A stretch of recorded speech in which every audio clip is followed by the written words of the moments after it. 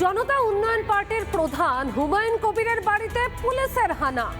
বিধায়কের ছেলেকে তুলে নিয়ে গেল পুলিশ, যে কিনা আবার তৃণমূলের পঞ্চায়েত সমিতির কর্মাধ্যক্ষ। আর এই ঘটনাকে ঘিরে জোর শোরগোল মুর্শিদাবাদের শক্তিপুরে। যদিও এই ঘটনার পর একদম হুমায়ুন কবির তিনি হুঙ্কার দিয়েছেন এসপি অফিস ঘেরাও করা হবে।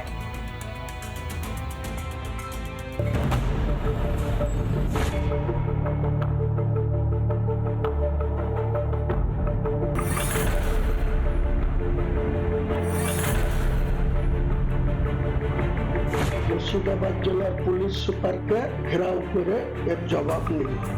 বহরমপুর শহরকে স্তব্ধ করে দেব, পারলে পুলিশ আমাকে রুখে নেবে। ফের হুমায়ুন কবিরের হুঙ্কার, এবার নিশানায় পুলিশ সুপার। রবিবার তার শক্তিপুরের বাড়িতে হানা দেয় পুলিশ। তার ছেলে গুলাম নবী আজাদ ওরফে রবিনকে তুলে নিয়ে যায়। অভিযোগ, হুমায়ুন কবিরের নিরাপত্তারক্ষীকে মারধর করেছেন তিনি।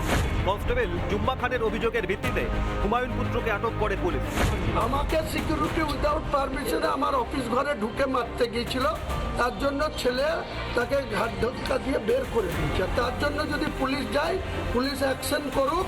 আমি মুর্শিদাবাদের পুলিশকে বলছি তো ওই বৃহস্পতিবার 12টার সময় ঘিরবো, ঘিরে জবাব নেব।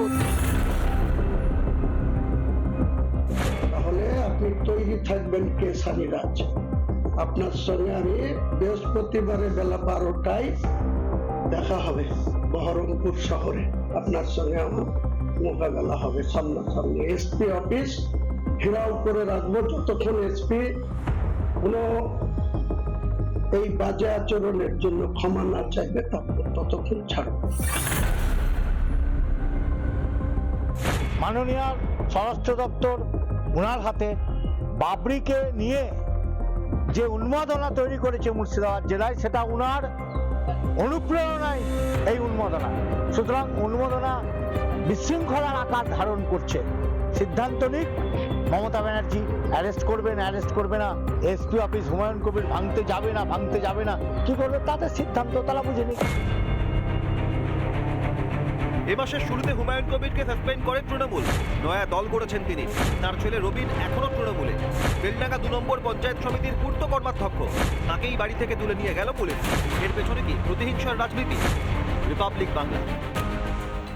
নানা ধরনের কন্টেন্ট দেখার জন্য লাইক করুন, শেয়ার করুন আমাদের ফেসবুক পেজ, সাবস্ক্রাইব করুন আমাদের ইউটিউব চ্যানেল। পাশাপাশি অন্যান্য ব্রেকিং নিউজের জন্য অবশ্যই চোখ রাখুন রিপাবলিক বাংলায়।